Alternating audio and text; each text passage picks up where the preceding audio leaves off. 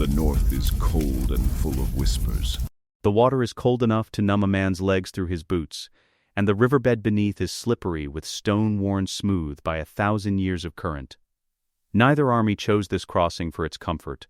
They chose it because there was no other way through, and because wars are not fought in places men would choose if they had options. The Targaryen loyalists hold the eastern bank. They have held it for 3 hours.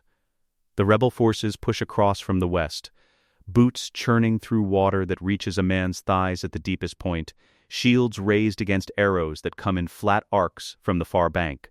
Men fall in the current and do not rise. Some are carried downstream. Some sink beneath the weight of their armor and lie on the riverbed while the battle continues above them, and the Trident does not mourn them. The Trident does not care about the succession. In the center of it all, where the river is widest and most shallow and most exposed to the gray afternoon sky, 2 men are about to decide everything. Rhaegar Targaryen is bleeding. The wound is below his left ribs, where a rebel knight's blade caught him 2 hours ago in the initial scramble for the bank. Not deep enough to kill. Not today. But every breath pulls at it, and the blood has soaked through the underlayer of his armor and runs down his hip beneath the black plate in a slow, warm stream. He has not told anyone. He will not tell anyone. He stands in the shallows of the Trident in his black and red armor, the rubies on his breastplate catching the thin light, and he watches Robert Baratheon wade toward him. Robert is enormous, not merely tall or broad, built at a different scale from other men, a thing assembled by years of tournament victories and actual war, carrying a warhammer that most knights could not swing one-handed. Swinging it now like it weighs nothing, his armor is blue and gold. The crowned stag of his house rides his breastplate. From 40 yards away, even through the noise and the chaos, Rhaegar can see that Robert's face is not twisted with grief or calculation. It is bright. Robert Baratheon is happy. This is what he was made for, and he knows it. And the knowing makes him more dangerous than any strategy could account for. Rhaegar has studied it anyway. 3 months of dispatches from every battle of the rebellion, Summerhall, Ashford, the skirmishes in the Riverlands, have taught him exactly how Robert fights. He leads with his right shoulder. He commits his entire weight to every swing. The warhammer does not require precision when it connects. A glancing blow through plate armor breaks bone. A direct hit ends the conversation permanently. But when Robert swings and misses, his body carries forward half a step. His right shoulder drops. His left side opens. Half a second. Rhaegar has half a second to end this war. The armies have drawn back around them without being commanded to, by the wordless understanding that certain things must be witnessed. The sounds of the battle do not stop. Men still clash along both banks. The wounded still cry out somewhere to the north. But here, in this clearing of cold water, there is only the current and 2 men breathing. Robert wades the last 10 yards with the hammer already rising. "Come on then," he says. His voice crosses the water like a horn blast. "Let's have it done." Rhaegar says nothing. He sets his feet the way Arthur Dayne taught him, not squared but angled, right foot forward, weight distributed for movement rather than force. He holds his sword in a 2-handed grip, point low, slightly right. He waits for the first swing. Robert gives it to him. The hammer comes in a wide arc from the right, aimed at Rhaegar's left shoulder, the swing of a man who has ended every previous fight with exactly this stroke, because previous opponents planted their feet and tried to absorb it. Rhaegar does not plant his feet. He steps left and forward, into the arc, letting the pull of the current carry him, one long angled step that takes him outside the hammer's path and inside Robert's guard, and he drives his blade into the gap beneath Robert's right arm, where the pauldron meets the gorget and the coverage narrows to almost nothing. The blade goes in 3 inches. The hammer, still moving, clips the face of Rhaegar's breastplate. The rubies shear free. 4 of them, 5, 6, small and blood red, spinning outward into the gray afternoon, catching the light for one suspended moment before they hit the surface of the Trident and the river takes them. The Ruby Ford. By nightfall, the name has already begun. Robert does not fall. That is the thing no dispatch prepared Rhaegar for. The wound would have dropped any other man in the realm. Robert staggers, lets out a sound that comes from somewhere below his lungs, and swings the hammer backhanded, A wild thing, pure instinct. No form to it at all. It catches Rhaegar's shoulder and the force turns him half around. His knee goes into the river, the cold hits him everywhere at once, and the wound in his side tears a half-inch wider. He comes back up. Robert is bleeding from beneath his arm, blood running in thin rivers down the blue plate, and his next swing comes 2 full counts slower than the first. Rhaegar watches the shoulder commit, watches the weight transfer. He drops low and steps right, and drives the flat of his sword hard across the back of Robert's left knee. Where the plate is thinnest and the joint beneath is the only thing holding 250 pounds of armor upright. The knee buckles. Robert Baratheon goes down into the Trident on one hand and one knee, water rising to his chest, the warhammer still gripped in his right fist by reflex. He is breathing in great, ragged pulls. He tries to stand, and his body refuses him. The strength is leaving with the blood, and for the first time in Robert Baratheon's life, he is telling himself to rise and nothing is answering. He looks up.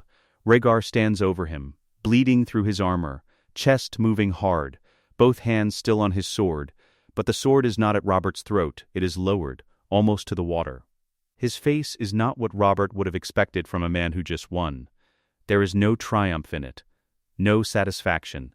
He looks like a man who has been carrying something very heavy for a very long time and has just learned he can set it down. Both banks of the Trident go quiet. Not silent, the wounded are still calling out. Somewhere downstream a horse is screaming. But the fighting stops the way a fire stops when you seal the room around it. The rebel forces on the western bank see their general on one knee in the river, and the understanding moves through them one man at a time, spreading outward from the center until it reaches the flanks, and the flanks stop moving forward. Rhaegar looks down at Robert. He speaks quietly enough that only Robert hears it. The words are not a threat. They are not a verdict. They are the thing he has needed to say since before the war began, the thing Brandon Stark never waited to hear, the thing Rickard Stark died without knowing, the thing the realm tore itself in two over without ever being told. "I did not kidnap her," Rhaegar says. "I loved her." Robert's face does something that takes a moment to understand. The fury drains out of it, not slowly, all at once the way a torch goes out under water. What replaces it is worse than fury.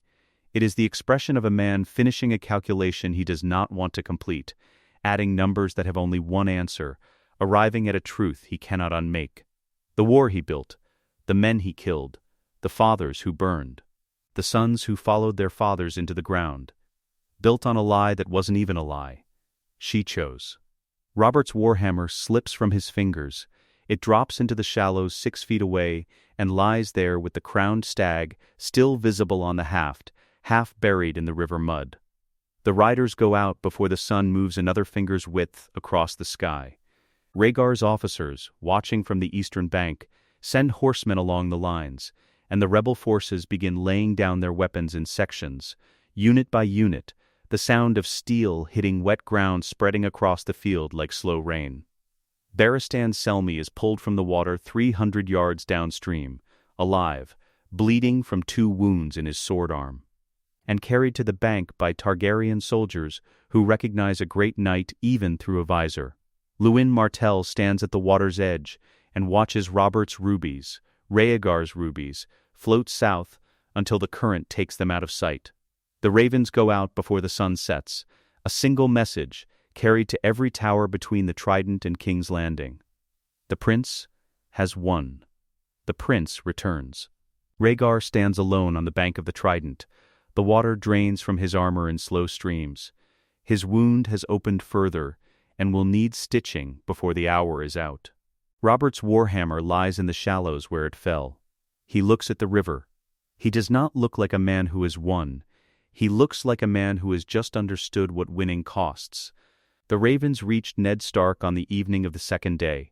He read Rhaegar's message twice, standing in the firelight of the rebel camp with the paper held in both hands. And then he read it a third time, because the words did not change, and he needed them to. Come to open ground at noon.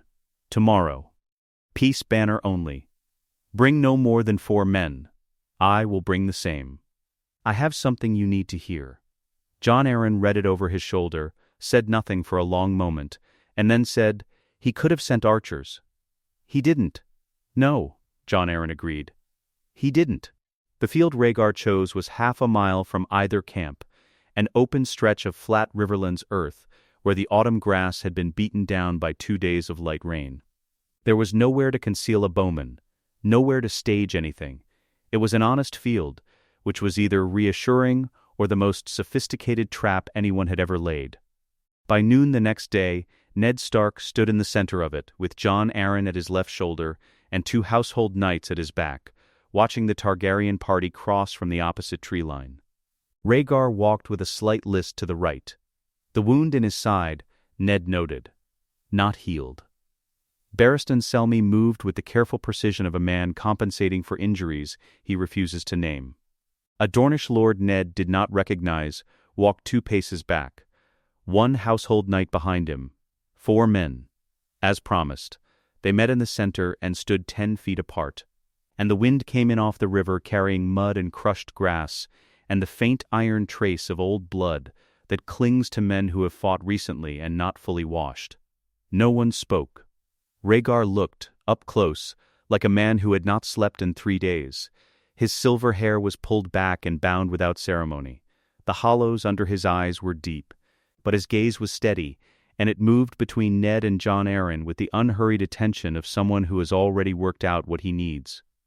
"Lord Stark," he said, "Lord Arryn, I am grateful you came." "You have Robert," Jon Arryn said. His voice was flat, stripped of everything except the point. "You hold every sword on this field. What were we going to do? Refuse?" "Men in your position have refused worse odds than these," Rhaegar said. He looked at Ned. "I asked you here because there are things you should have known before the first sword was drawn. I cannot give you back what not knowing cost you. But I can give you the truth now. You deserve to have it." Ned was looking at the satchel. Rhaegar reached into it and withdrew a bundle of letters, tied with a strip of dark ribbon. He held them out. "These are your sister's," he said. "Her handwriting, her words, written before the Trident, when she was at the Tower of Joy and the war had already begun." Ned took them the way a man takes news of a death, both hands carefully, braced for the weight of what he already suspects. He untied the ribbon and opened the first letter and read it. The field was quiet. The wind moved through the grass. Barristan Selmy studied the ground. Jon Arryn watched Ned. Ned read it twice. He read it a second time because the handwriting was unmistakably hers. He had grown up watching Lyanna write, knew the particular way she formed her letters, the slight rightward lean of every line. The habit she had of pressing too hard with the quill when she felt something strongly, so that the words sat on the page with a physical urgency even in ordinary passages. He knew her handwriting the way he knew her laugh, and the precise angle of her chin when she was about to say something no one wanted to hear. There was no mistaking it. She wrote about Rhaegar with the directness that had always unsettled people about her. Not carefully, not hedged, but the way Lyanna Stark said everything, like the truth was a stone she intended to set on the table, regardless of whether the table could hold it. She wrote that she had gone willingly. She wrote that she knew what it would cost. She wrote that she was sorry for what it would do to Ned, to their father, to the world, and that she was not sorry for the choice itself. She wrote that she was tired of living in a world where those 2 things could not both be true at once. The last line read, "If you ever read this, it means something went wrong. It means someone didn't wait long enough to ask me. Tell Ned I'm sorry. Tell him I loved him. Tell him I wasn't stolen." Ned folded the letter. His face did not change in any way that could be easily described. But something behind it shifted, some internal architecture that had been bearing a particular weight for over a year, and the weight was still there, but the thing supporting it had moved, and it would never sit the same way again. His father was dead. Brandon was dead. They had died burning in the courtyard of a mad king's keep, Brandon hauling at the mechanism fastened around his own throat, straining toward a sword he could never reach, Rickard slowly cooking in his armor while his eldest son watched from a cage. They had died because Brandon Stark rode to King's Landing and demanded, in earshot, of Aerys Targaryen, that Rhaegar come out and answer for what he'd done, and Brandon had done that because someone told him Lyanna had been taken. Someone had told him urgently. Specifically, in exactly the right place to find a man known for moving before he thought, for reacting before he asked, for riding at full gallop toward the nearest expression of his own rage. Ned looked up. "How did my brother find out?" he said. It came out very quiet. "Where was Brandon when he decided to ride to King's Landing?" "The Vale," Rhaegar said, "traveling from River Run. Someone reached him there with the news." A pause. "Reached him, specifically. Urgently, someone who knew your brother's temperament well enough to know precisely what he would do with that information." He stopped. He did not name a name. He set the question down in the field between them like something that would need answering eventually, by someone, and let it sit. Jon Arryn's expression shifted in a way that was almost imperceptible and not imperceptible at all to someone watching for it. "Lyanna," Ned said. "Is she alive?" Rhaegar said. "Weak. She is at the Tower of Joy with 3 of my Kingsguard and the best maester I could send south." A breath. "There is a child coming. Soon I need to be there." Jon Arryn said, "And Robert." Not a question. The question underneath the question. Rhaegar looked at him directly. "He lives. He returns to Storm's End. Not in chains, not in a cage, a guest in his own seat." He held Jon Arryn's gaze. "An honored one. For as long as he remains a guest, and not a ghost." Jon Arryn was quiet for a long time. He was 47 years old, and he had spent most of those years holding things together: his house, his wards, his alliances, his oaths to men who often didn't deserve them. He understood, with the cold arithmetic that comes from watching the same patterns repeat across decades, what the situation was. The rebel army without Robert at its head was a collection of exhausted men a long way from home, who had been fighting for a year and had just watched their reason for fighting collapse in the shallows of the Trident. Rhaegar Targaryen held every card that existed and had just offered to play them generously. Jon Arryn bent the knee, right there in the field, with the wind off the river and the grass wet beneath him. No speech, no ceremony. He went down on one knee and bowed his head, and it was the most unsentimental act of submission Ned had ever seen. Without shame, without theater, without hesitation.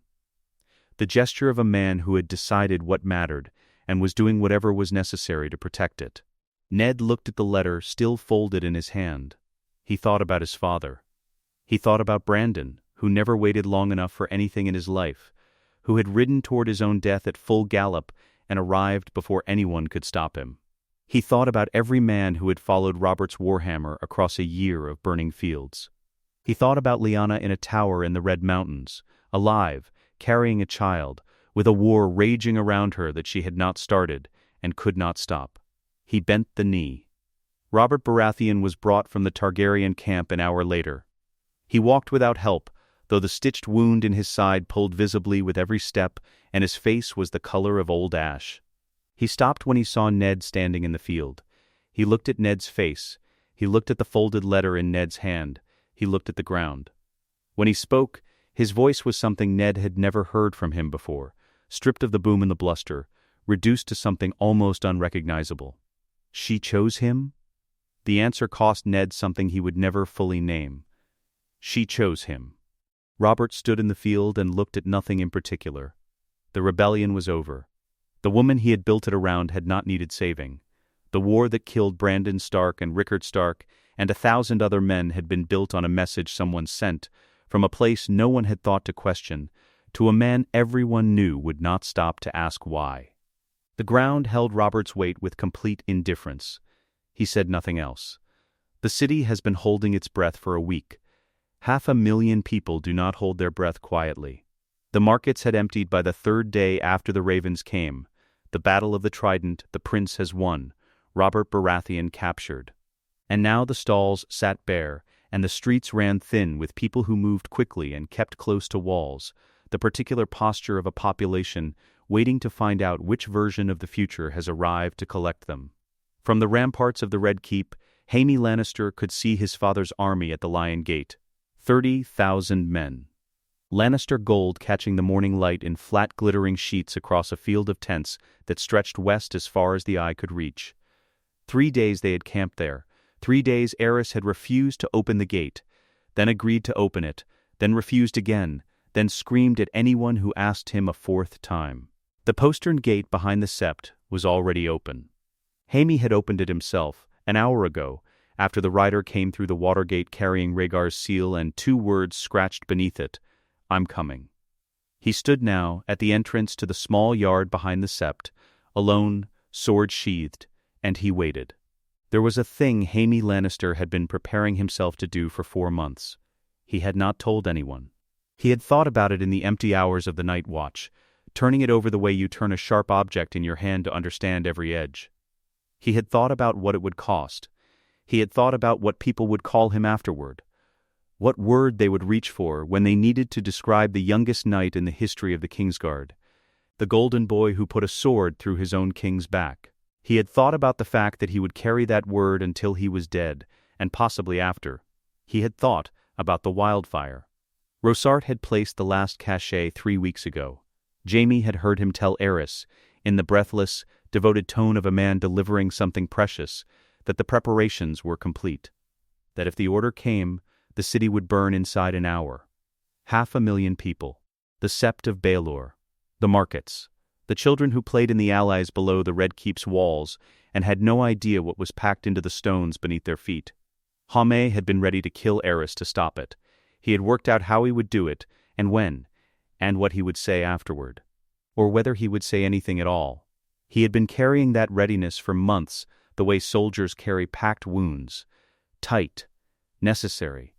Something you try not to look at directly.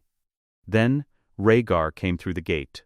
The prince stepped into the yard with 4 men and no banner, and when May saw his face, older than he remembered, leaner.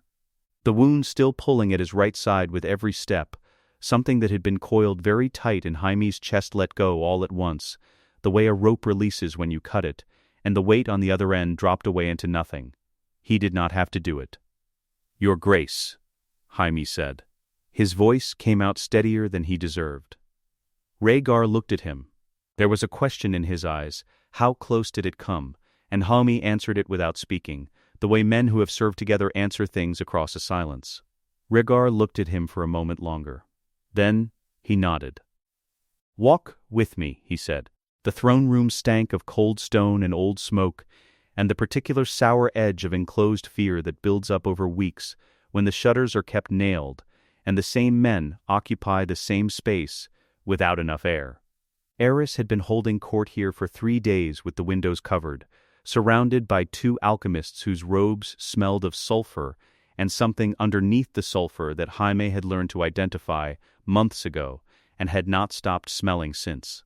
Rosart stood to the throne's left, hands clasped, expression flat, the expression of a man waiting for a signal he had been promised would come. Aerys himself occupied the Iron Throne the way a sick man occupies a chair, not commandingly, not correctly, but because he had run out of better options. He had been large once. The heiress of Jaime's appointment to the Kingsguard, 7 years ago, had been a man who displaced the air around him. What sat the throne now had been reduced by its own fires, thin, long-nailed.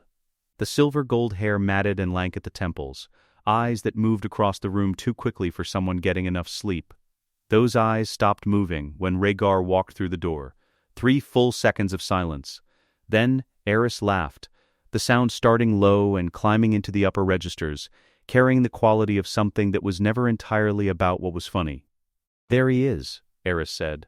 "My son, my flesh, the dragon who has been circling, waiting to swallow his own tail." His eyes cut to Jaime. "You opened the gate for him. I thought you might. I should have pulled you off the walls last week." He looked back at Rhaegar.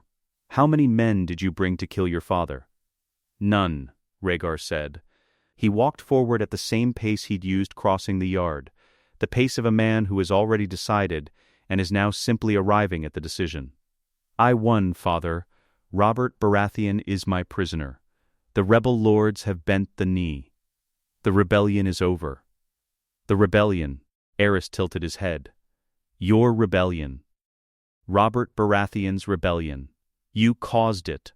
You and that wolf girl. You tore this kingdom open and rode off to play at war while I held the city. While I protected it. Do you know what I built to protect it? What it took to keep this city safe while you were gone? I know exactly what you built, Rhaegar said. The room went very still. Rosart's clasped hands moved slightly. A palace guard near the base of the throne shifted a fraction of an inch toward a side door, the involuntary repositioning of a man whose body has understood something his mind is still processing. Aerys looked at his son, and his eyes stopped their movement entirely. Liar, he said, but it came out with no force behind it. The Great Sept, Rhaegar said, the guild hall of the alchemists, the cellars beneath the street of steel, the tunnels below the market of silk. Another step forward. The dragon pit, 3 separate locations within the Red Keep itself, including one 15 feet below where you are sitting. He did not raise his voice. He turned and looked at Rosart. Arrest him. 2 of the men who had come through the postern gate moved before anyone in the room finished understanding what was happening. Rosart's hand went to his belt, a clay container. Jaime recognized the shape of it, signal material that needed only to be thrown against stone, and then Jaime was already there, because he was the fastest person in the room and had been watching Rosart's hands for 4 months, and the container was in Jaime's grip and Rosart was face down on the stone floor, with Jaime's knee in his spine. Carefully, Jaime said, and held the clay container out to the man beside him without looking away from Rosart. Very carefully. The second alchemist backed against the wall, then the third. The palace guards looked at each other and performed the arithmetic that palace guards perform when the arithmetic becomes sufficiently clear.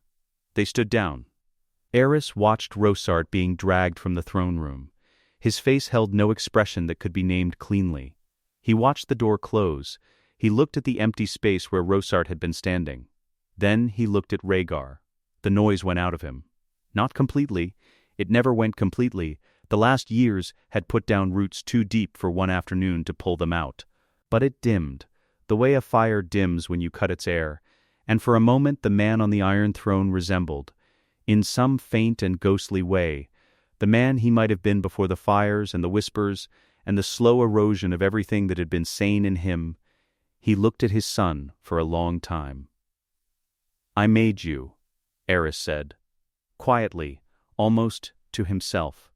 Everything I did to this kingdom, every man I burned, every year I spent afraid to sleep because I dreamed of something coming for my throne, I did all of it because I looked at you and saw something I could not name and could not control, and I burned the world around it, trying to keep it from growing. He tilted his head. The long nails caught the light from above. And you are nothing like me. He meant it as a wound. He delivered it with all the precision of a man who has spent decades learning where wounds land. Rhaegar held his father's gaze and said, I know. He let it sit. He did not dress it. He did not turn it. He simply accepted it for what it was, and let the silence afterward confirm it.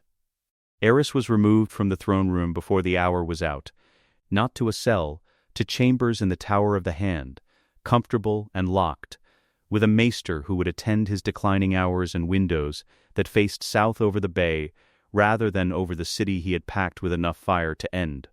He would live there for the years remaining to him, diminishing, raving, occasionally coherent in the small hours when the fires in his mind burned low. The kingdom he had nearly destroyed would be rebuilt outside his window without him, and he would understand this with perfect clarity on his clearest nights, and it would be worse than the madness. Jaime escorted him personally. Neither of them spoke. The throne room was empty when Rhaegar returned to it. He stood before the Iron Throne and looked at it for a long time. 1,000 swords melted down and reforged into a seat of governance, the blades of defeated enemies, the steel of surrendered kingdoms, every sharp edge preserved deliberately, because the man who built this thing believed that power should cut the hands that forgot to respect it. Rhaegar sat down. He did not settle into it. He placed his hands on the cold iron arms with the care of a man who understands exactly what he is touching, and he looked down the length of the empty hall, the scorched marks on the walls from Aerys's fires, the high windows letting in late gray light, the benches where the great lords of the realm would sit when he called them, the floor his father had not burned. He did not look like a man who has won. He looked like a man who has just become the most powerful person in the world and already understands what that costs. They rode south without speaking for most of it. Not from hostility. That particular tension had drained out of both men somewhere on the road out of King's Landing, leaving behind something quieter and harder to name. Rhaegar rode with his wound still bandaged beneath his riding clothes. Ned rode beside him. The gap between them was perhaps 2 feet of red mountain air, and it contained an entire year of war and 100 dead men, and the specific complicated weight of 2 people who were on opposite sides of something and are now standing on the same ground looking at what the sides left behind. Ned had not asked to come. Rhaegar had said before they left King's Landing, "She will want to see you, and you should see her before I do, if that helps you." It was exactly the right thing to say and the wrong man to be saying it, and Ned had nodded and saddled his horse and they had ridden south without resolving the contradiction. The Red Mountains were nothing like the north. The stone was the wrong color, burnt red and orange where it should have been gray, and the heat came off it in the afternoons in waves that distorted the air at the road's edge. No pine. No fir. Scrub and low tough growth and hawks circling in the thermals above the passes, and the particular dry smell of mountains that have never held snow for long. Ned breathed it in and felt how far he was from everything he knew. They came around the last bend in the road on the 5th day. The tower stood at the end of a dry valley, squat and square against the mountain face. 3 men stood on the road in front of it, not blocking it, standing in it. Arthur Dayne's right hand rested on the hilt of Dawn, not gripping, not drawing, simply resting there the way a hand rests on something it has held too long to do otherwise. He was watching the approaching riders, and Ned understood, looking at him across 200 yards of valley road, that this was the man who would have killed him. In another version of this day, the version where Rhaegar never came back, where Ned arrived at this tower with 6 men and a war behind him, and a sister who might or might not still be breathing, Arthur Dayne would have drawn Dawn. He would have stood on this road with Gerald Hightower and Oswell Went, and he would not have moved aside. And there were 7 of Ned's men. And there were 3 of them. And all 3 were among the finest knights in the 7 kingdoms, and they had known what they were doing when they chose this ground. Ned had thought about that version of this day more than once on the road south. Then, Rhaegar's banner reached the head of the column, and Arthur Dayne looked at it, and something in his face released. Some arrangement of muscle and tension that had been set against the possibility of the worst outcome for months, and he went to one knee in the Red Mountain Road. Hightower dropped beside him. Went followed. They rode to where the 3 knights knelt and stopped. Dayne looked up. His eyes found Ned's before they found his prince's, and he said, "She is alive. She is weak. She is waiting for him." The breath Ned Stark had been holding since the Trident came out all at once.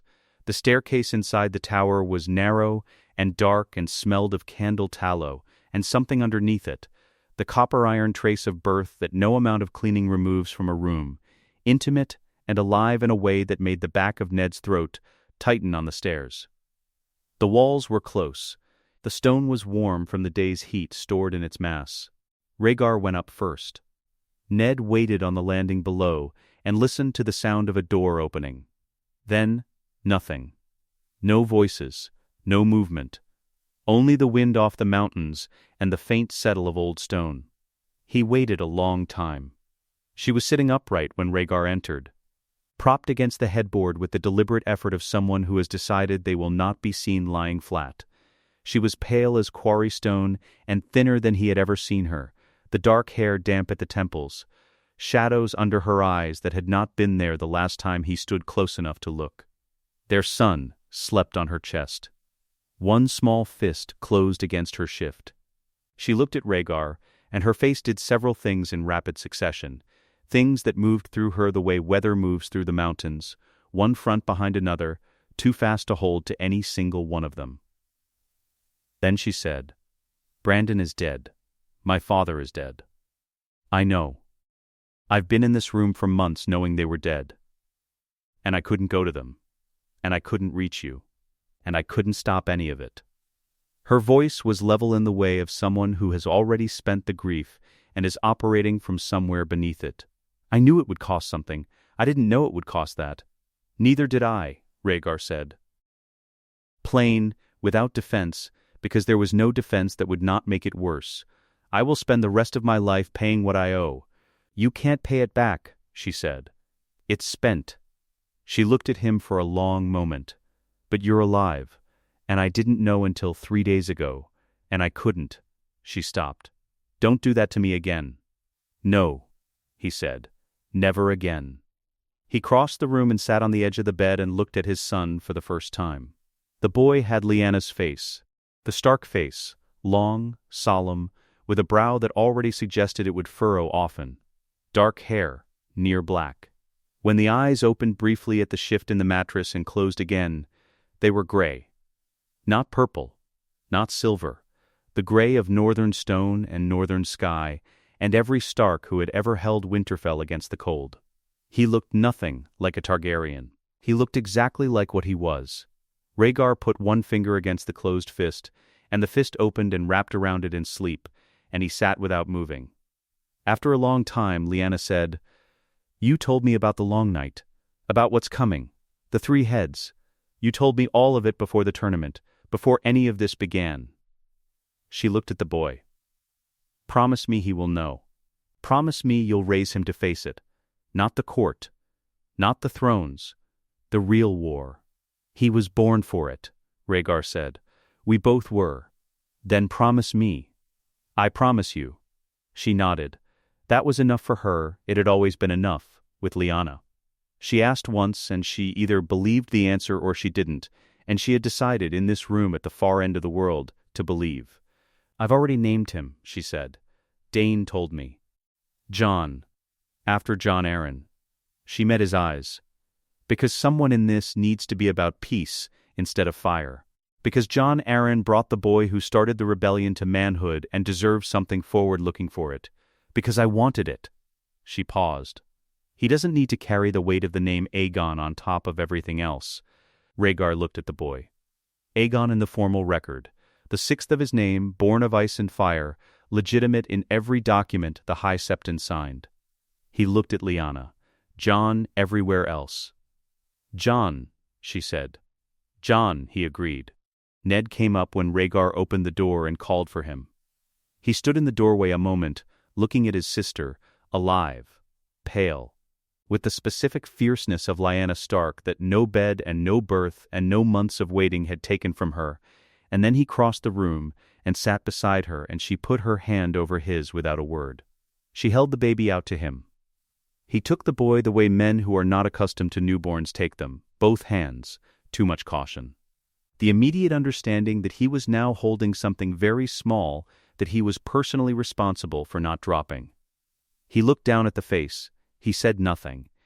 He looked at the child, Lyanna's son, Rhaegar's son, the heir to the Iron Throne and his own nephew, and the reason the war had been fought, and the cost of the war having been fought. And he held him with both arms, and the room was quiet enough to hear the wind, and Lyanna breathing, and the faint sound of the knights on the road below. Ned's eyes did everything his voice could not. All Starks, eventually, run out of words. They find that the important things resist language and must be carried instead.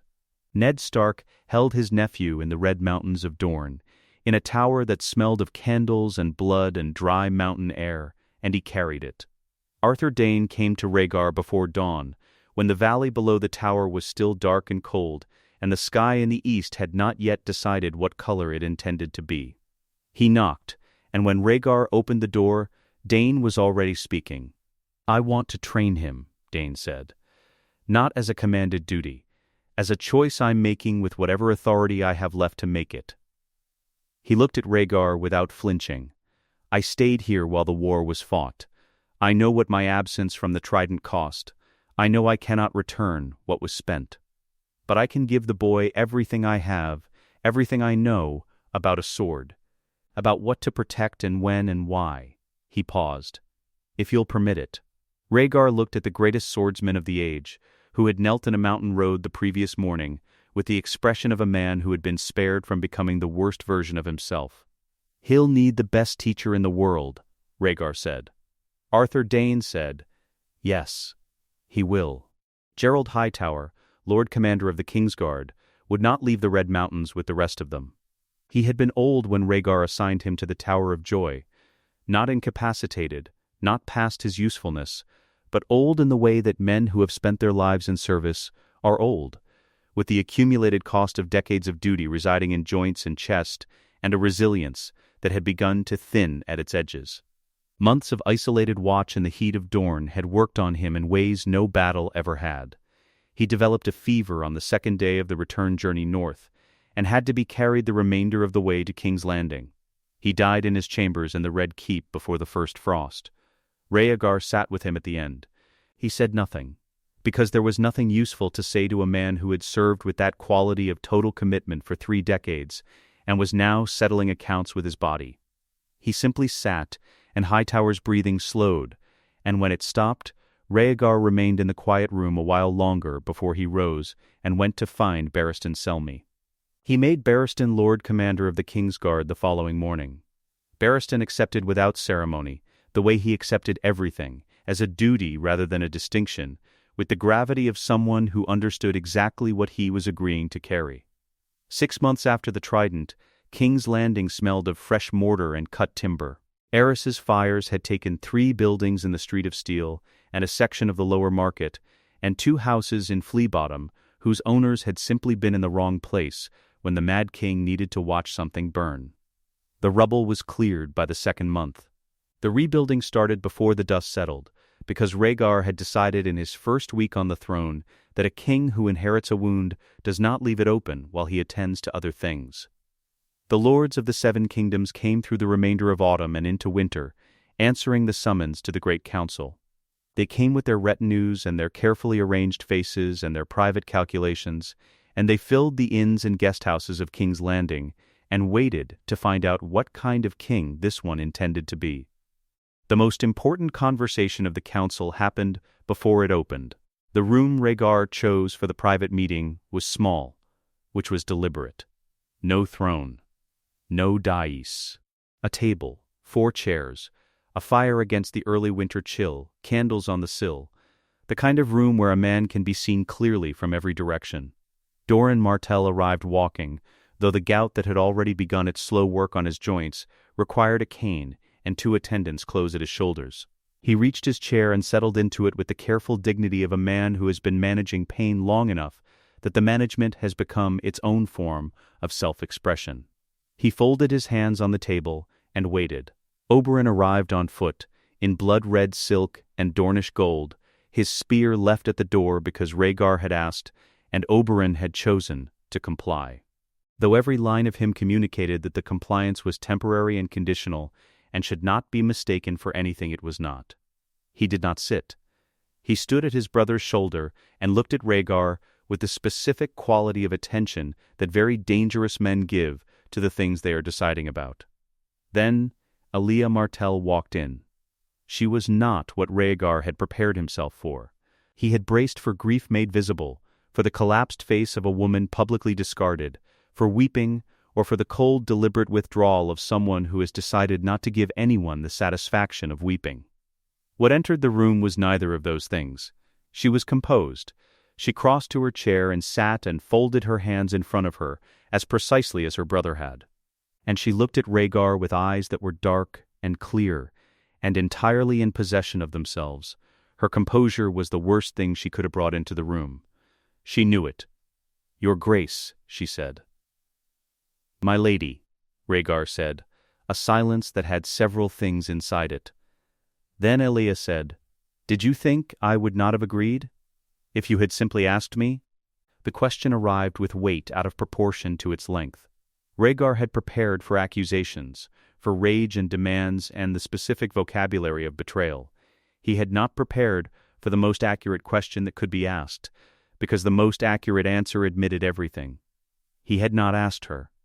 He had decided she was a piece that needed to be moved, and had moved her without consulting her, and he had not stopped to consider that she might have said yes.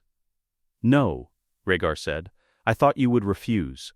I was wrong to think that, and I was wrong to act without asking, and I won't pretend those are the same wrong because they are not.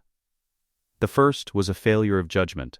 The second was something I did to you deliberately and chose to justify with the prophecy, and that justification was not adequate." He looked at her without flinching. "I used you. I knew I was doing it at the time. I cannot undo it." Aelia looked at him for a long moment. Oberyn, behind her, had gone very still. "My children," she said. "Not me. Tell me what happens to my children." Confirmed Targaryen royals in every formal document and every public record. Aegon is styled Prince of Sunspear. Rhaenys holds all dignities befitting a princess of the blood. They are not diminished. Not now, not while I sit the throne. And after you, your son's position is formalized in writing before this council closes, witnessed by every lord in that hall. Any successor who attempts to diminish Aegon or Rhaenys will do so in violation of a formal compact of the Great Council. I am making it as hard as the law can make it. Aelia sat with this. She looked down at her hands. "I don't forgive you," she said. "I know. But my children are what they are, and I will accept the terms." She stood. Her chair did not scrape. Everything she did was controlled.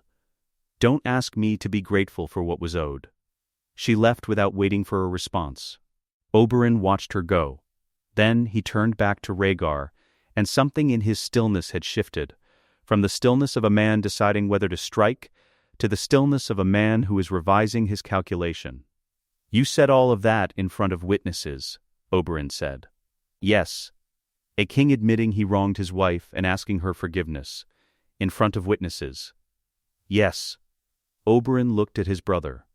Doran had watched the entire scene with the unreadable patience of a man who has been playing a very long game for a very long time and has grown accustomed to waiting for the board to reveal itself. "It isn't enough," Oberyn said. "No," Rhaegar said. "It isn't. But it is what I have, and I gave it honestly, and I will not insult either of you by pretending otherwise." Doran Martell placed both hands flat on the table and levered himself upright with the careful dignity of a man who will not accept assistance unless he requests it. He looked at Rhaegar across the table, and whatever final calculation he had been performing reached its conclusion behind his eyes. "Dorne bends the knee," Doran said. "On the terms agreed." He moved toward the door. Oberyn fell into step beside him, then paused in the doorway and looked back. His expression communicated several things without words: that this was not finished. That Oberyn Martell did not bend anything for anyone under any circumstances, and that the outcome of this room was Doran's decision and not his own. He did not draw the spear he hadn't brought. He left without blood on the floor. In that moment, that was sufficient. Tywin Lannister arrived at the council table with 30 years of political dominance arranged across his face like plate armor, and sat with the posture of a man accustomed to being the most consequential person in any room, who had decided provisionally to permit this to be an exception. Rhaegar received him with perfect courtesy. He thanked Lord Tywin for the Lannister army's commitment to the realm's stability. He confirmed that Casterly Rock and all Lannister titles and lands remained entirely in House Lannister's possession, as they had always been. He said the crown valued the wealth and loyalty of the West. He gave Tywin nothing he had not already had. No new appointment. No reward for the army that had camped at the Lion Gate. No acknowledgement that the Lannister march on King's Landing had been anything other than a lord answering a general summons rather than the decisive intervention Tywin had positioned it as in every letter he had sent in the preceding months. The betrothal of Cersei Lannister to Robert Baratheon was not raised, because Robert Baratheon was a guest at Storm's End and not available for marriage arrangements. Tywin looked at Rhaegar across the table and said the correct things in the correct sequence, and his face held precisely the expression of a man who has accepted a situation graciously, and behind the gracious acceptance there was nothing visible at all. The nothing was the most dangerous thing in the room. The succession announcement came on the third day of the formal council, with every great lord assembled. Rhaegar stood at the head of the table. The throne was for judgments and ceremonies, not for the work of governance, and he stated it without elaboration. Jon carried in the formal record as Aegon Targaryen, 6th of his name. Born of ice and fire in the Red Mountains of Dorne, was crown prince of the Seven Kingdoms and prince of Dragonstone. Elia's Aegon was confirmed as Prince of Sunspear, his dignities and rights formally witnessed by the assembled lords, not displaced, not diminished, separately positioned, within a structure designed to make competition between the two sons of Rhaegar Targaryen unnecessary and politically difficult. The lords of the Seven Kingdoms accepted this the way lords accept most decisions made by a king holding all available swords, formally in the hall, with reservations they would spend the next decade quietly elaborating in private correspondence. Ned Stark waited until the room had emptied. He stood at the far end of the table in plain northern wool, nothing added to announce himself, and when the last lord had gone he said simply, "I have one request." "Name it," Rhaegar said. "Let him know Winterfell." Ned's voice was level, the voice of a man who has been carrying one thought for a long time and has distilled it to its simplest form. He carries Stark blood. He should understand what that means, what it sounds like at night in the Godswood, what the stone smells like in winter, where half of him comes from. Let him spend time in the north, not as a diplomatic gesture, because it is true that he belongs there as much as he belongs anywhere. Rhaegar did not consider it. "Every summer he can," Rhaegar said, "for as long as he wants." Ned looked at him. Something passed between them. Not warmth, not precisely, but the specific recognition of two men who have looked at the same child from different angles and understood separately that he belongs to both of them and neither of them, and that the best either of them can do is make sure he grows up knowing it. Ned nodded once. He left. Rhaegar stood in the council chamber alone, the candles burning toward their ends, the fire settling in the grate. The lords were gone to their beds and their calculations. The Dornish settlement was signed. Tywin Lannister had returned to his lion's den with nothing new to show for the march. The succession was formalized and witnessed. A king who earns his throne, he thought, rebuilds it. He had a great deal of work left to do.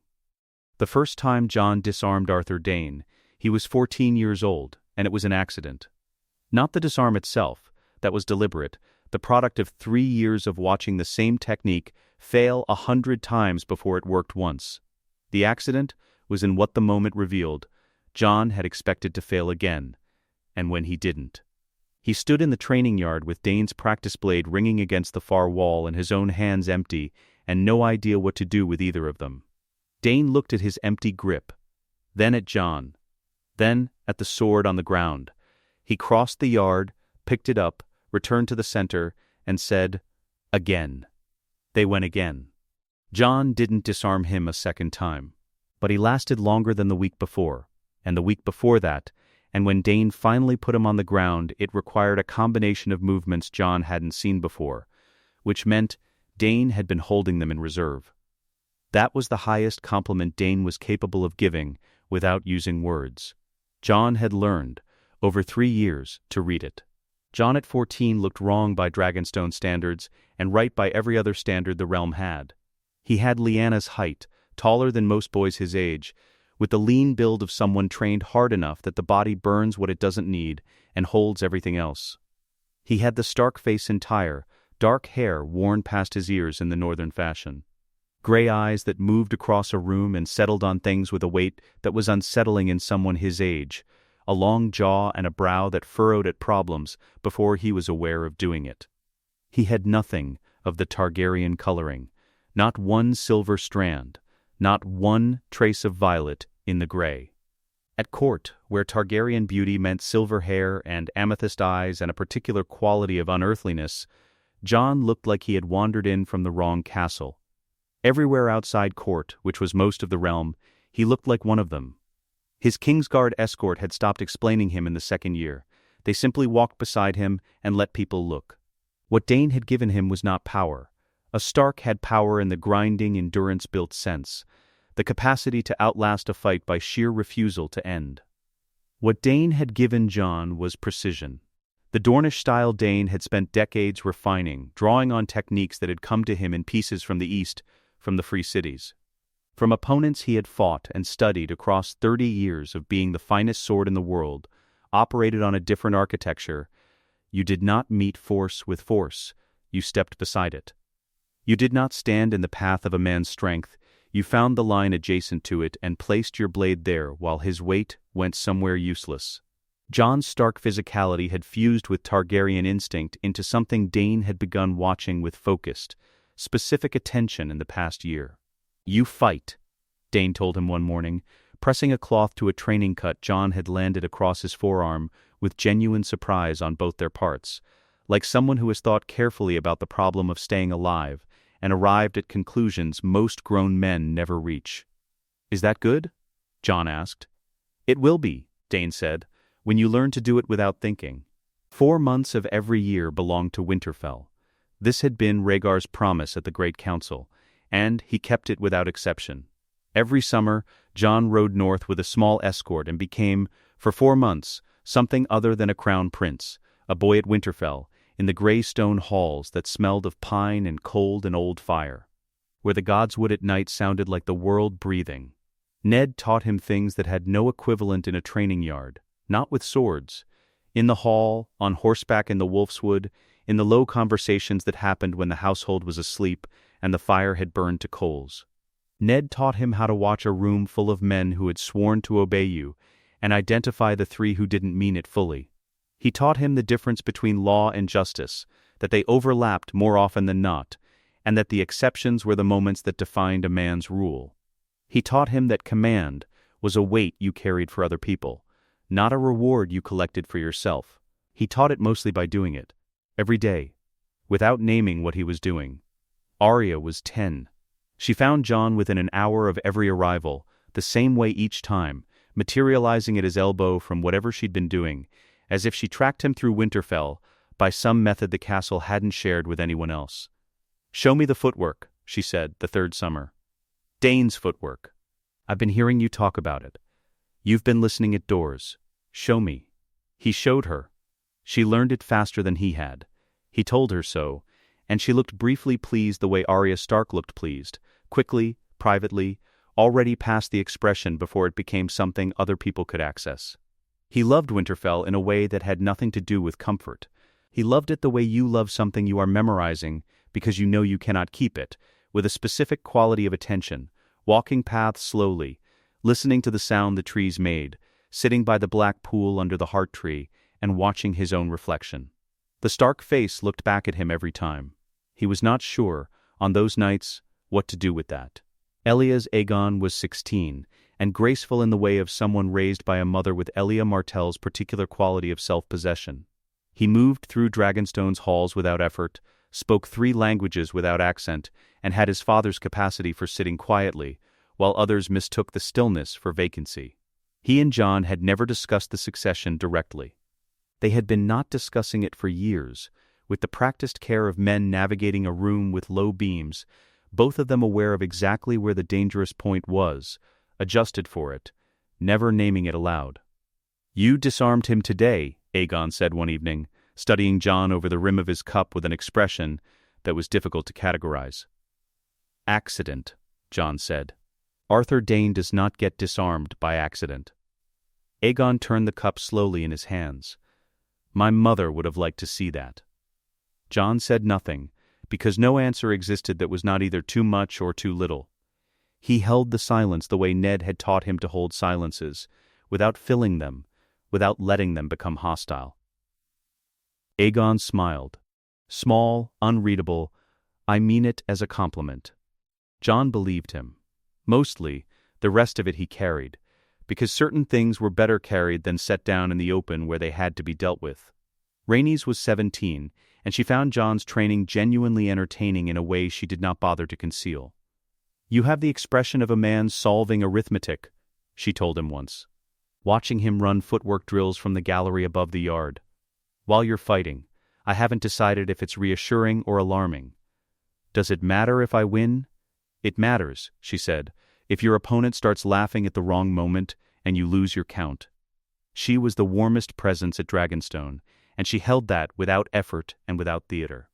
She treated Jon with the affection of an elder sibling who has watched someone grow and finds the growth genuinely interesting rather than threatening.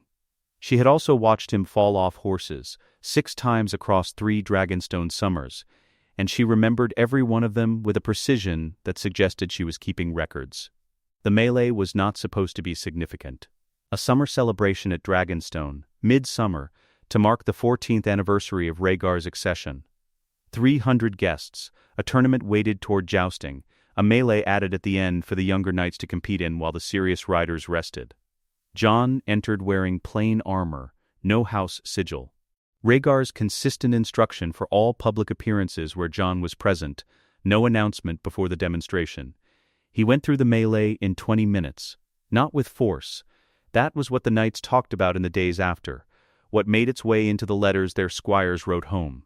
He hadn't overpowered anyone.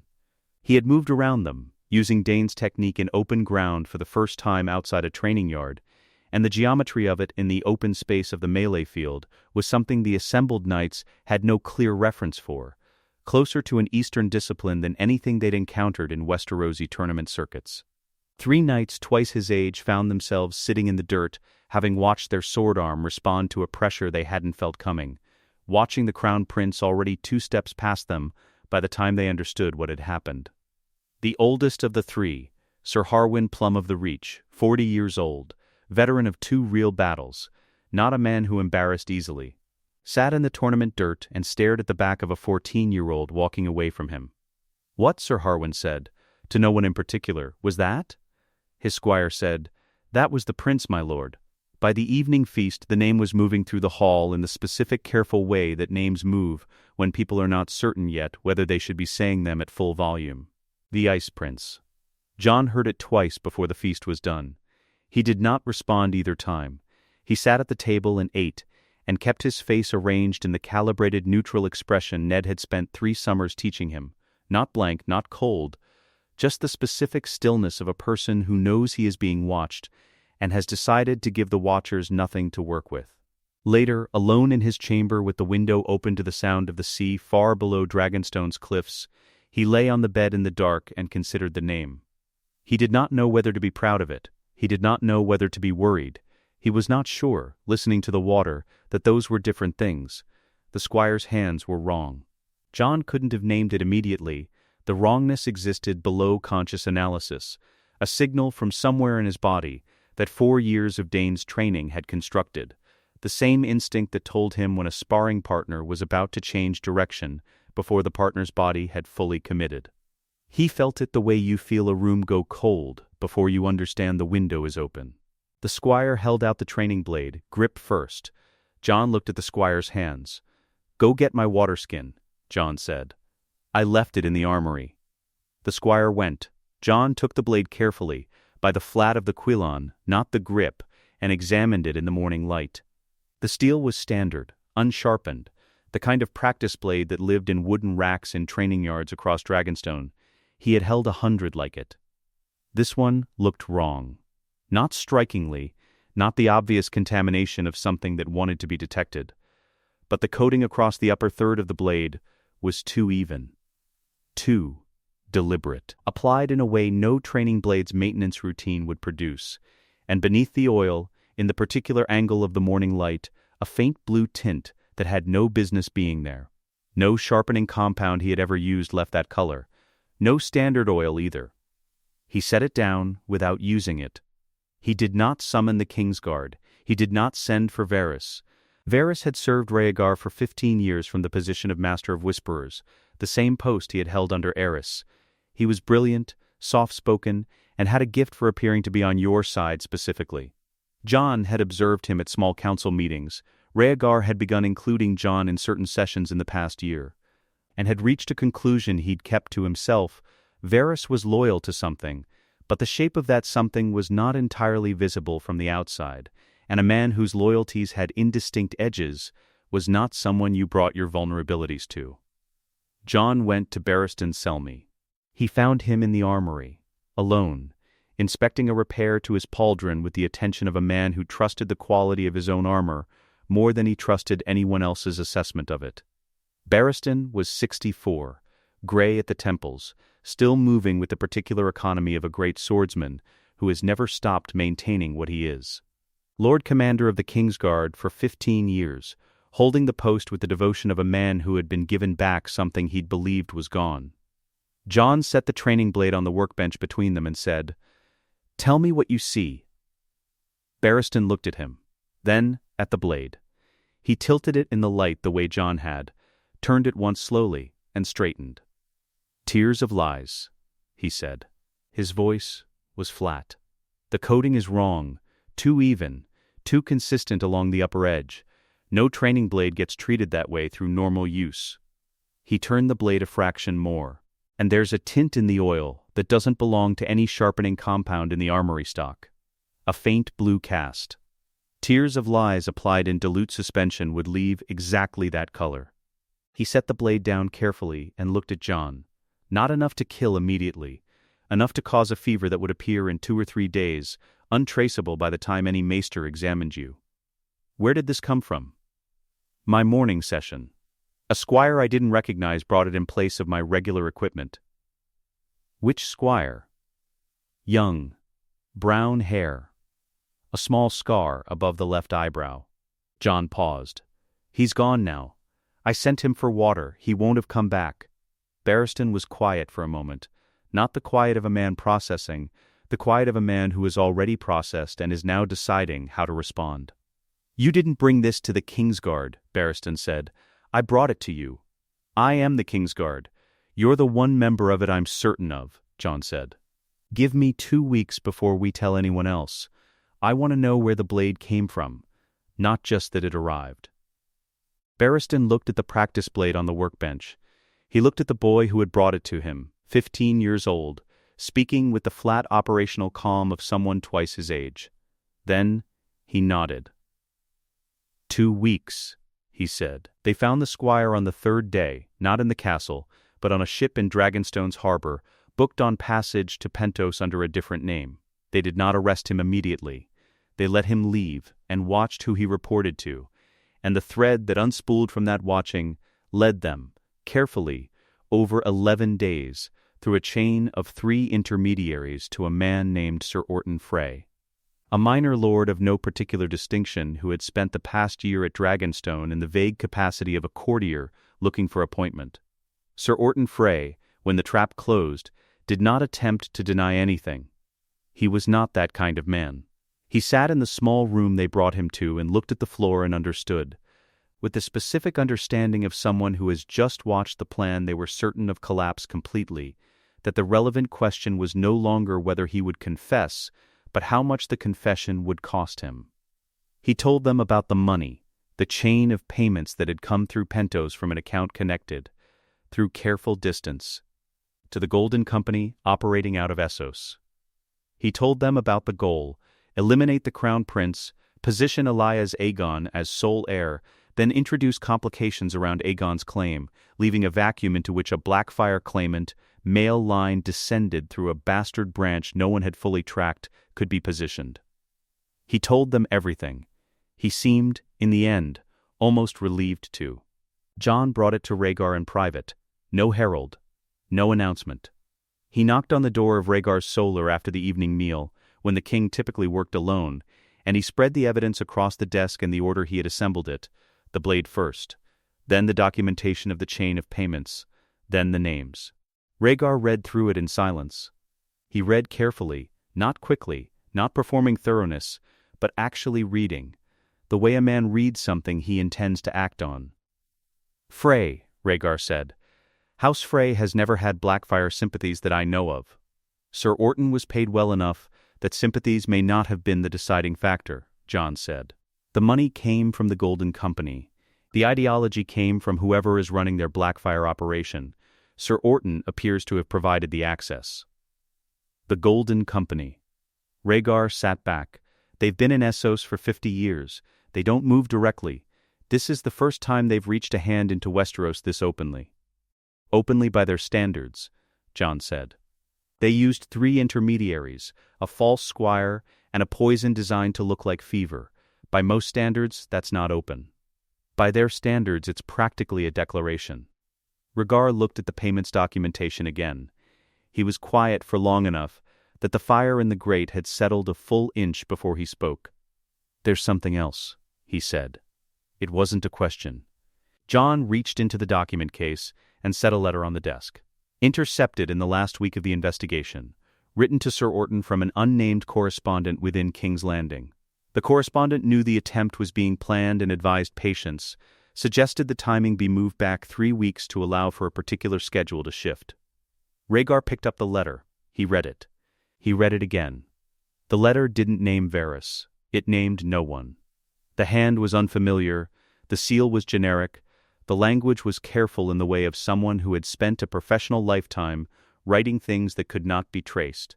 But the details it contained, specific, operational, the kind of details that required access to exactly the kind of information the Master of Whisperers moved through daily, pointed in one direction with uncomfortable consistency. Rhaegar set the letter down. He looked at Jon. "You did not bring this to Varys," he said. "No." A long pause. The fire settled again. "Good," Rhaegar said. He didn't elaborate. He didn't need to. The word sat between them with its full weight, and Jon understood that Rhaegar had been watching Varys with his own private reservations for some time, and that the letter had confirmed something Rhaegar had not previously had confirmation for, and that the king would handle it in his own way and in his own time, and in the particular way that kings handle men who are too valuable to remove and too dangerous to trust completely. Jon began gathering the documents. "Leave those," Rhaegar said. Jon left them. He was almost at the door when Rhaegar spoke again. "There was a document found in Sir Orton's chambers, not part of the payment chain. Something else." Rhaegar lifted a piece of paper from the bottom of the stack, a copy, badly reproduced, of what appeared to be a ship's manifest or a guild record, with annotations in a different hand. "Do you know what Blackfire is?" "The sword," Jon said. "Aegon the Conqueror's sword, given to Daemon Blackfire, lost in the rebellions. According to this document, a copy of a Golden Company internal record, it isn't lost." Rhaegar looked at the paper with the expression of a man who has just been told something that changes the shape of a problem he thought he understood. "It's in Essos. The Golden Company holds it as their standard of legitimacy, the original, not a forgery, the actual sword." Jon stood at the door and considered this. "Then whoever controls the Golden Company," he said, "controls the proof that the Blackfire claim is real." "Yes," Rhaegar said.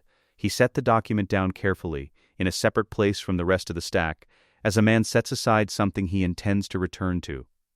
"Yes, exactly." He looked at it for a moment longer. Then he looked at his son. "You found this in 2 weeks," Rhaegar said. "Alone. Without telling anyone who might have complicated it. Barristan helped.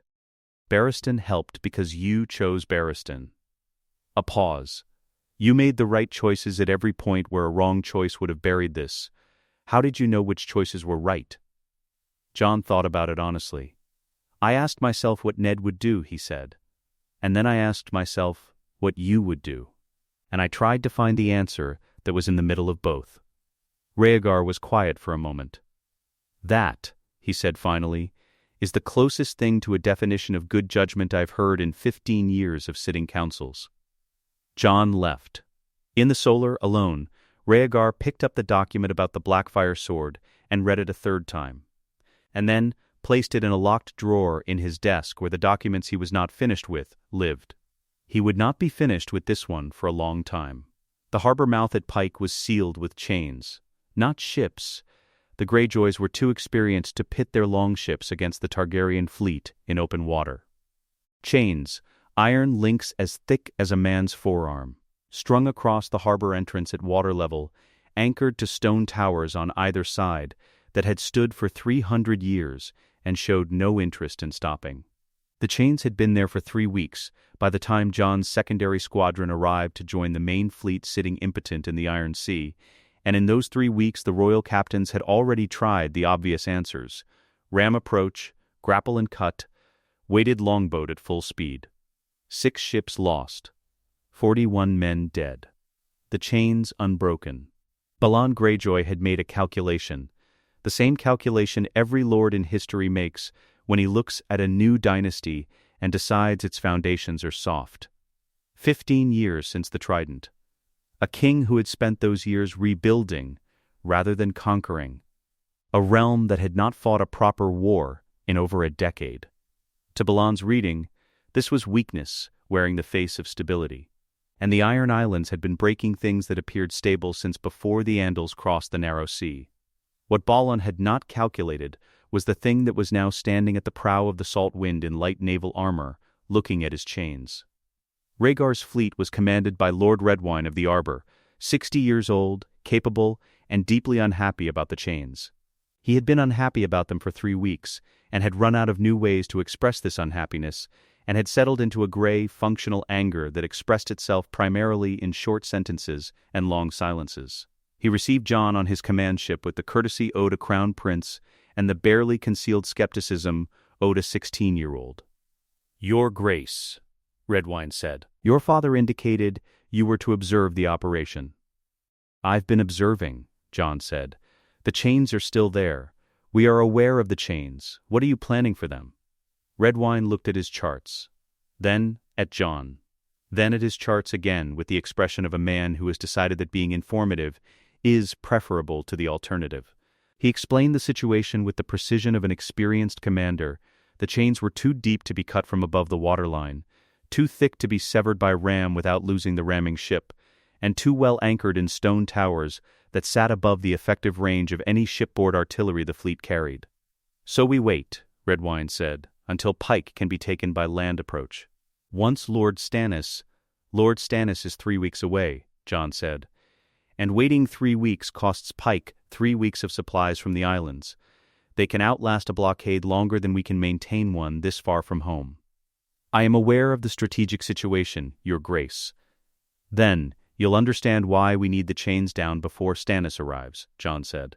He spent the afternoon on the Salt Wind thinking, which was the same thing he did in the training yard and at council tables and everywhere else problems needed solving, with the same furrowing brow and the same quality of focused, unhurried attention that Rhaenys had found entertaining. He had the answer by evening. The fire baskets were the solution. Not fire ships in the traditional sense, the fleet couldn't afford to lose more ships to the harbor entrance, and a burning ship without steerage was as likely to drift sideways as forward. What Jon wanted was simpler and more controlled, iron braziers, packed with pine pitch and rendered fat and anything else that burned hot.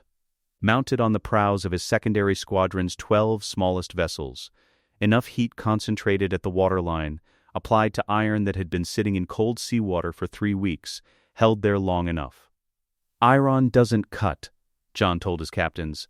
"When it's cold, heat it long enough and it loses its temper. Then, you don't cut it. You break it." His captains looked at him with the careful expressions of experienced sailors listening to a 16-year-old explain metallurgy. "The towers are stone," one of them said. "The anchors are set deep. Even weakened chains won't need to be pulled free," Jon said. 2 ships, full sail, hit them simultaneously at the weakest point. The chains don't need to be cut. They need to fail. There's a difference. He gave the captains a day to tell him why it wouldn't work. They told him 3 reasons, 2 of which were reasonable. He adjusted for the 2 reasonable ones, and explained why the 3rd was less significant than they thought. By the following morning they had stopped arguing. The fire baskets went in at dawn, when the tide was running with them, and the wind came from the south. 12 ships, prows blazing, moving in formation toward the harbor mouth at 3/4 speed, fast enough to have steerage, slow enough to hold the position against the chains for the time required. The towers on either side opened with crossbow fire immediately, bolts hitting wood and men in the water around the hulls in a continuous rattling fall that Jon had accepted as the cost of the approach. The ships held position. The chains sat 2 feet below the surface, visible in the clear morning water as dark lines running between the towers. The fire baskets hung over the prows, throwing heat down at the water's surface where the chains ran. And at first, nothing happened except that the smoke rose straight up in the still morning air, and the crossbow bolts kept coming, and the ship captains kept their positions, and cursed comprehensively in multiple languages. Then, the water around the chains began to change color. Not dramatically. Not the way fire changes things. Just a slight shift, the water near the chain links going the color of old tea, the faintest shimmer of distortion rising from the surface the way heat rises off summer stone. "Now," Jon said. The 2 designated ram ships, held back 200 yards, came forward at full sail. The sound when they hit was wrong, not the clean crack of wood against iron, but something lower and more complicated. A groan that seemed to come from the towers themselves. The chains held for 2 full seconds. Then the starboard chain gave first, the weakest link parting with a sound like a hammer blow, and the freed tension ran through the port chain and found its own weakest point, and the harbor mouth opened. Jon's squadron went through before the smoke cleared. Pike fell in 5 days. The siege from the sea, combined with Stannis Baratheon's land approach that arrived 10 days after the chains came down, ahead of schedule, because Stannis moved faster than anyone expected when given a clear objective, reduced Balon's options to nothing useful. Roderick Greyjoy died at the sea walls on the 2nd day. Meryn died on the 4th, attempting a breakout that was never going to work and that everyone except Meryn seemed to understand was never going to work. Balon bent the knee on the 5th morning with the particular expression of a man who had made a significant error and was performing the arithmetic of its consequences in real time. He was left his seat and his islands, and nothing else. His youngest son Theon was taken as ward of the crown. Jon found Theon on the 2nd day after the fall, sitting in what had been the great hall of Pike before a section of the roof gave way. He was 16, same age as Jon, with the sharp angular features of the Iron Islands and clothes that had been expensive 3 weeks ago and were not anymore. He was not weeping, he was not raging. He was sitting on a piece of fallen masonry looking at the floor with the specific stillness of someone who has processed what happened and found the processing hasn't actually helped. Jon sat down nearby. "I know who you are," Theon said, without looking up. "I know," Jon said. "You're the one who broke the chains." "Yes." Theon looked at him then, for the first time. Whatever he was expecting, Jon's face apparently wasn't it. He looked slightly wrong-footed, recalibrating. "My father said your family was weak," Theon said. "That the new Targaryens were politicians, not warriors. That they'd forgotten how to fight." "He was wrong," Jon said. Not unkindly. "I know he was wrong." Theon looked back at the floor. "I know that now." Jon said nothing. He let the silence run for a while, the way Ned had taught him, not filling it, not pushing into it, just letting it be what it was until it was ready to become something else. Theon said, "What happens to me? You come to Dragonstone, you're treated well, educated, given every advantage I'm given." Jon paused. "Except the one that lets you leave. A gilded cage is still a cage." "Yes," Jon said. "It is. I won't pretend otherwise." Theon looked at him with an expression that Jon couldn't fully categorize, something between resentment and an honesty he hadn't expected from someone in Jon's position. He seemed to be deciding in some fundamental way what to do with a captor who didn't perform the role correctly. "Most people in your position," Theon said, "would tell me I was lucky." "Most people in your position would know that was a lie," Jon said. Theon was quiet for a moment. Then something shifted slightly in his face. Not resolution, not acceptance, but the beginning of a different kind of assessment. Rhaegar watched from the harbor wall as the fleet took on water and supplies for the return voyage. His son stood on the dock below with Lord Redwyne, speaking with the ease of someone discussing a logistics problem he had already solved, gesturing once at the harbor mouth where the broken chain ends still trailed from the stone towers. Redwyne was nodding. Not the polite nod of a man managing a prince, the nod of a man taking notes.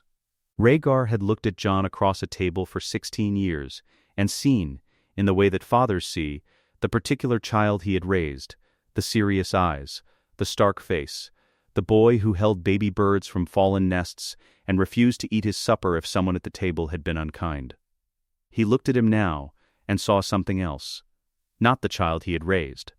The king who might actually be able to save the world. The Lord Commander of the Night's Watch wrote, in his 12th Raven of the year, that 3 rangers had returned from beyond the wall with blue eyes. They had left with brown ones. The small council heard this letter read aloud at the morning session and responded with the particular composure of men who have been governing a stable kingdom for 17 years and have grown accustomed to stability as the natural condition of the world. Lord Celtigar noted that the wall produced unusual imaginations over time. Varys observed, gently, that rangers who survived whatever killed their companions sometimes described things that couldn't be confirmed.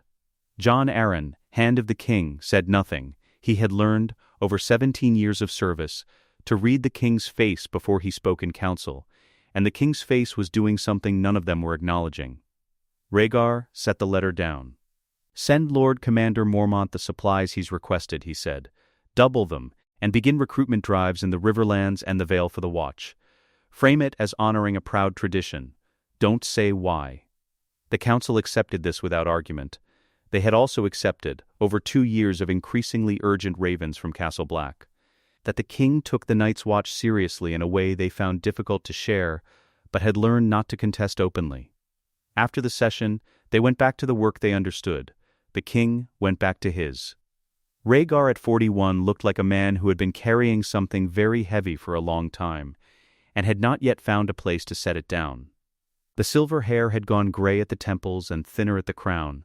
The face was lined in the ways that long thinking and longer responsibility line a face, not from age alone but from the specific demands made by 17 years of ruling a kingdom that had been torn apart before he inherited it, and required constant structural attention to remain together.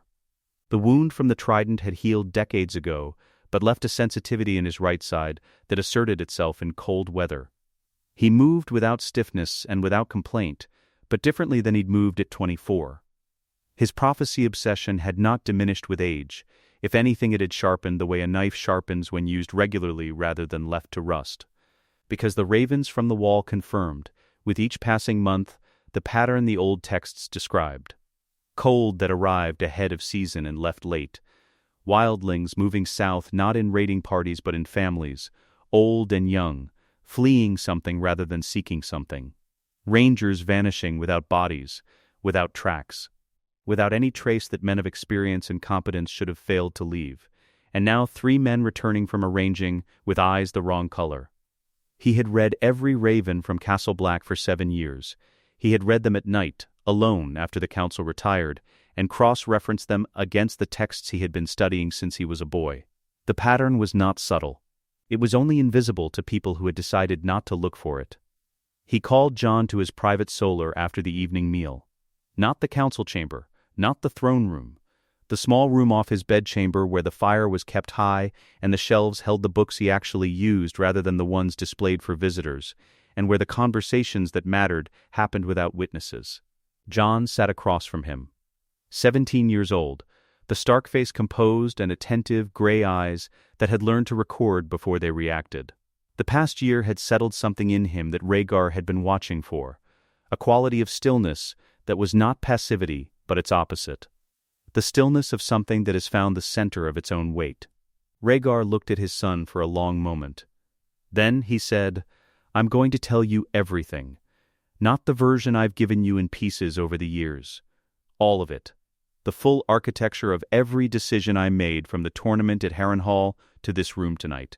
And when I'm done, I want you to understand not just what I built, but why, and what it will cost you." Jon said nothing.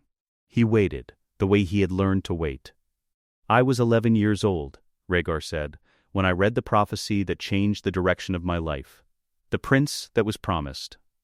Azor Ahai reborn, a hero who would stand against the darkness when the long night returned, born of a specific bloodline at a specific convergence." He paused. "I believed it completely. I have never stopped believing it. And everything I have done since, the annulment, the war it caused, the Great Council, the training, every political calculation I have made in 17 years of sitting the Iron Throne, has been structured around making sure that when the darkness comes, the realm has what it needs to survive it." Jon said, "Me. You. And the realm I built around you." Rhaegar looked into the fire. "I made choices that cost people I loved everything.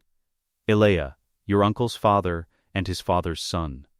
The thousands of men who died at the Trident for a war that started because I did not tell the truth to the people who deserved to hear it." He turned back to Jon. "I made those choices because I believed the world required them. You will face the same kind of choices. Different ones, shaped by different circumstances, but the same weight, The moment when what must be done and what you wish you could do are not the same thing, and you have to choose. How do you live with it? Jon asked. The cost. You carry it. Every day. In the morning when you're alone. In the night when you're not sleeping. You carry it without letting it paralyze you. Because if it paralyzes you, then what was paid bought nothing. Rhaegar was quiet for a moment.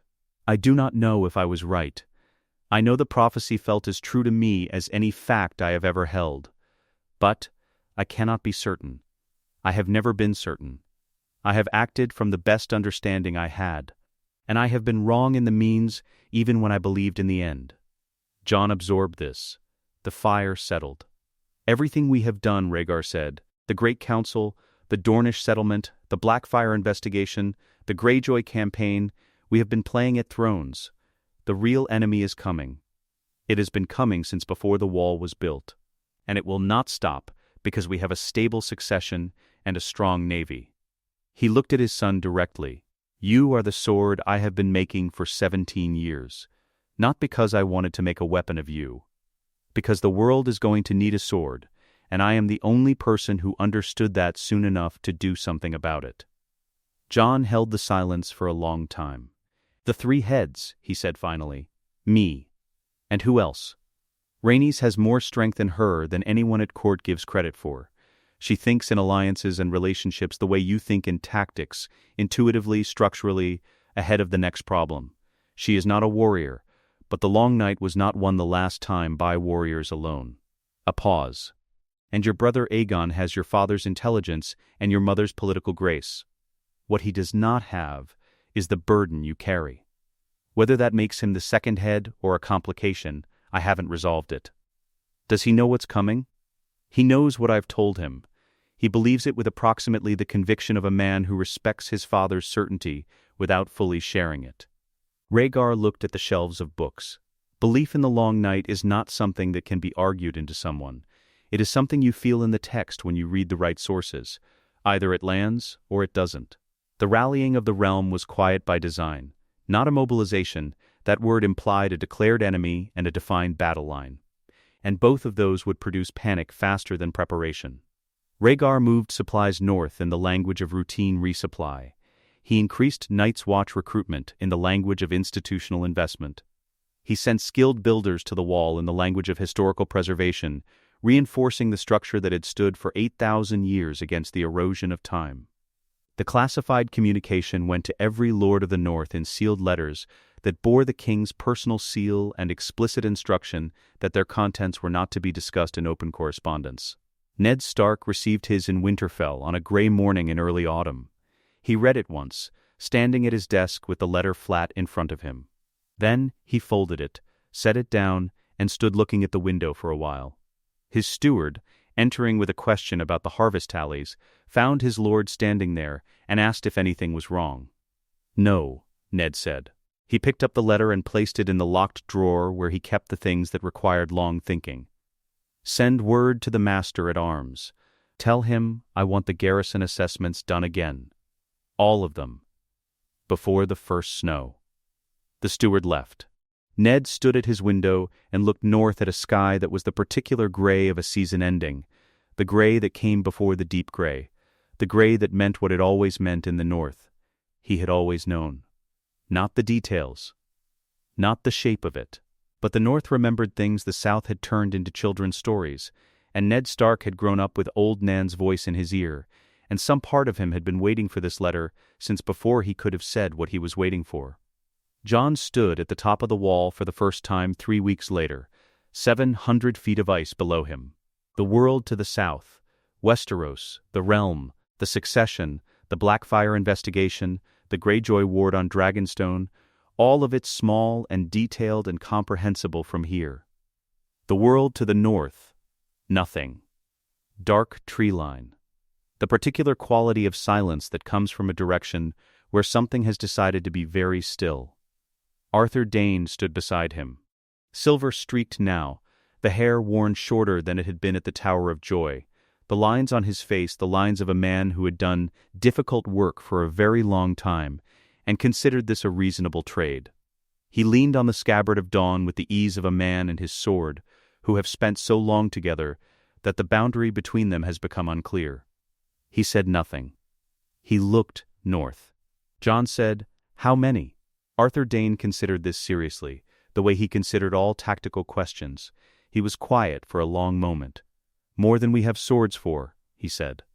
Jon looked into the dark beyond the wall. "Then," he said, "we'll need more swords." 22 years after the Trident, Rhaegar Targaryen was 46 years old, and the Iron Throne had not broken him. It had tried. Not with a single blow. Thrones don't break kings that way. It tried the way long things try, with accumulated weight, with the particular exhaustion of governance that has no ending, with the steady attrition of carrying a kingdom's sorrows in your own body over decades until the body begins to show them. The gray at his temples had spread and deepened. The trident wound spoke in cold weather. He moved differently than he had at 24, not weakly, not slowly, but with the deliberate economy of a man who has learned to conserve what he has because he has been spending it for a very long time. What he had built across those 22 years was a thing that had required all of it. He had ended a civil war without a punitive peace, and spent the next decade watching the lords it had produced grow into something approaching genuine loyalty rather than resentful compliance.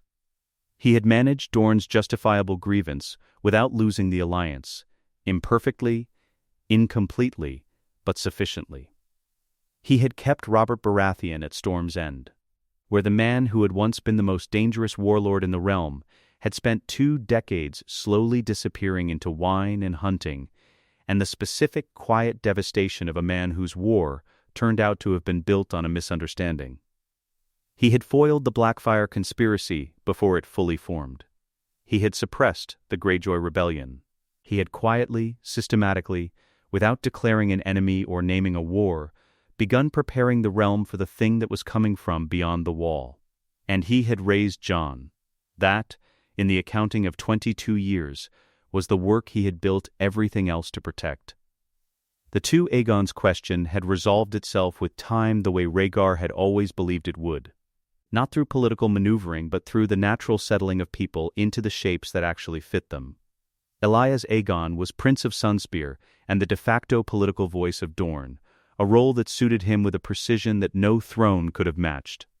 Doran's health had continued its decline, and in the void his careful leadership created. Aegon had grown into exactly the diplomat his mother had raised him to be, patient, precise, a man who understood that the most important conversations were the ones that happened before anyone sat down at a formal table. He had no desire for the Iron Throne. He had, which mattered more, no need for it. Jon styled Aegon in the formal record and called nothing else by people who had known him long enough, was the crown prince of the 7 kingdoms by consensus so complete it had stopped being discussed. The Ice Prince the Whispers had named him at 14 was a man of 22 now, and the Whispers had become something closer to a reputation. And the reputation had become something closer to a fact that the realm had simply absorbed. The reliquary was 3 levels below the throne room, accessible through a passage most of the Red Keep's inhabitants didn't know existed, in the part of the palace that had been built by the first Targaryens to arrive in Westeros, and had not been substantially altered since. The stone was older here, darker, cut differently from the construction that came after. The air was cold and still, and carried the particular weight of a place that has been sealed with careful things for a very long time. Rhaegar was already inside when Jon descended the last stair. The room held the Targaryen legacy in the specific way that legacies are held when someone has thought seriously about their preservation, not displayed, not hidden, simply kept with appropriate care, in appropriate conditions. Dragon scales from animals dead for more than a century. Documents in Old Valyrian. Relics from Dragonstone. And in the center of the room, on a plain stone mounting, a sword. Valyrian steel. The blade was dark, darker than most Valyrian steel, which ran silver-gray, with a rippled pattern in the metal that caught the candlelight in shifting waves of black and deep red. The hilt was dragon-worked, old gold gone warm with age.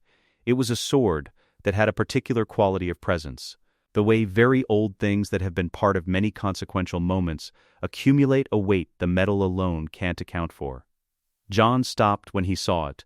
He knew what it was. The Golden Company held it for 50 years, Rhaegar said. He was standing beside the mounting, looking at the blade with the expression of a man who has spent years looking at something and still finds it worth looking at.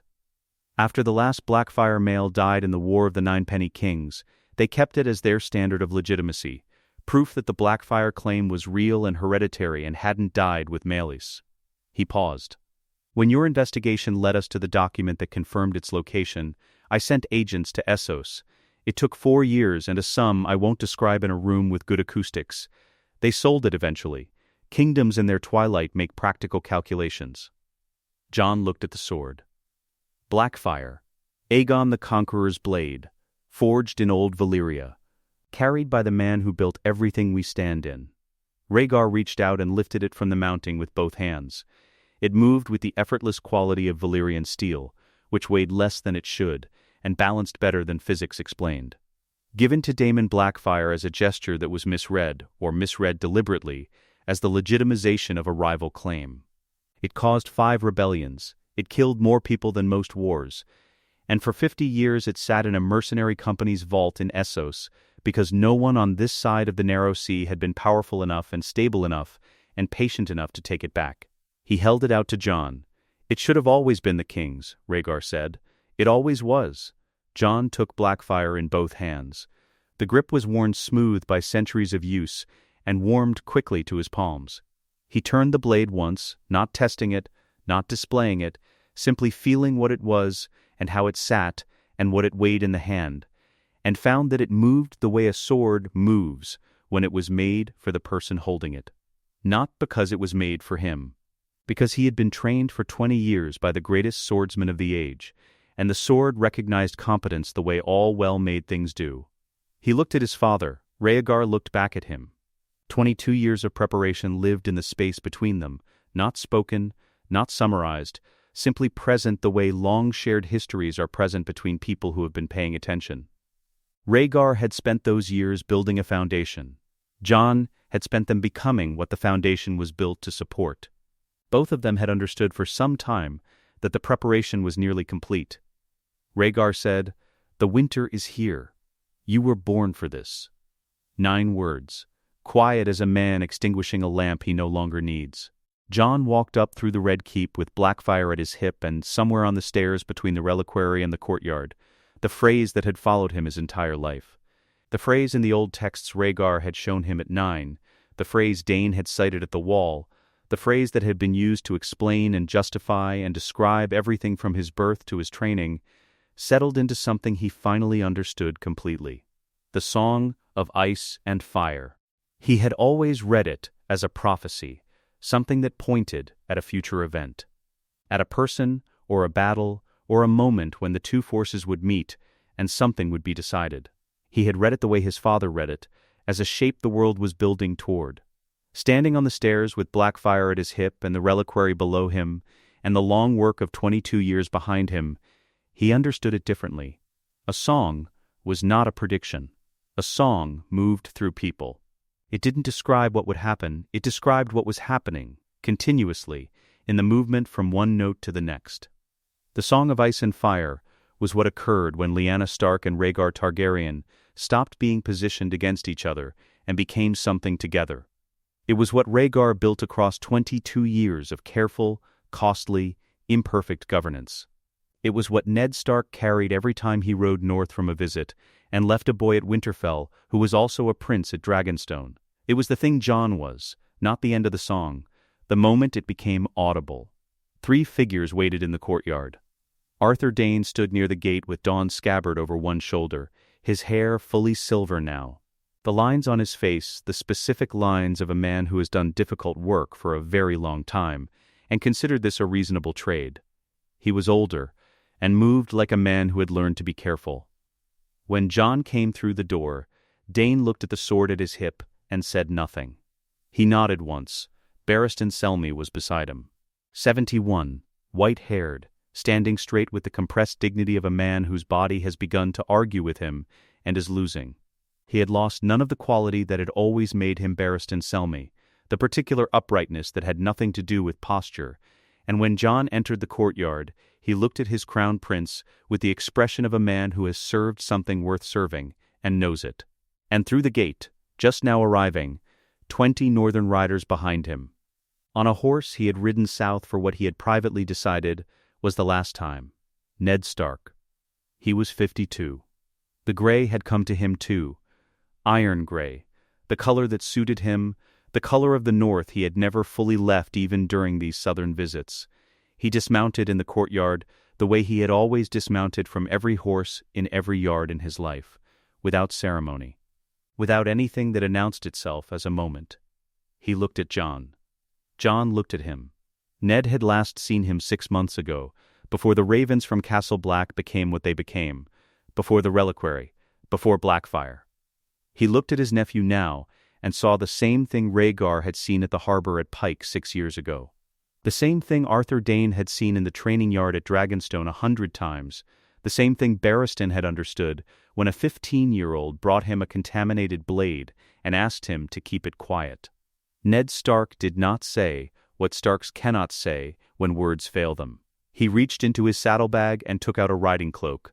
Gray, northern wool, heavy and plain, with a direwolf sigil stitched at the left shoulder in dark thread. He crossed the courtyard and held it out. Jon took it.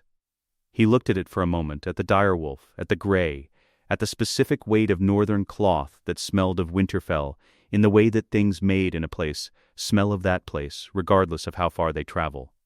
He put it on over his Targaryen colors, over the dragon, over the crown prince's garments, over the prophecy and the sword and the 22 years, and everything Rhaegar had built and everything Jon had been made to be. The gray fell across all of it. Ned looked at him. His eyes said everything his voice wasn't going to say. They said, "Half of you is mine, and that half knows what's waiting in the north, and that half will not flinch from it, and that half will be enough when the rest of you need something to hold on to." Jon held his uncle's gaze for a long moment. Then he turned to where his horse was waiting, and he mounted, and he looked at the 3 men in the courtyard. The teacher, the knight, the man who had been his father in every way that mattered, for the last time before what was coming came. He rode out through the gate. North. Always north. The wall was waiting. The real war had begun. The song of ice and fire ends where it always ended, not in a throne room, not on a battlefield, not in a moment of fire or blood. It ends in a courtyard, in a gray cloak, on a gray horse, riding toward the only war that ever mattered. The rest was preparation. This is the song.